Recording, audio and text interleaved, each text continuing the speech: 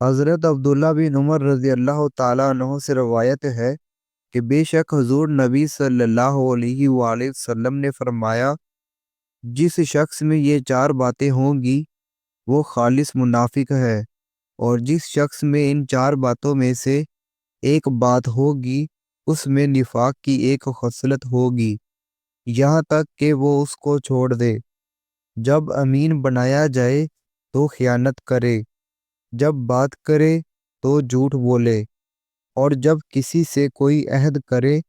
تو عہد شکنی کرے، اور جب جھگڑا کرے تو بد زبانی کرے۔ حضرت انس بن مالک رضی اللہ تعالیٰ عنہ سے روایت ہے،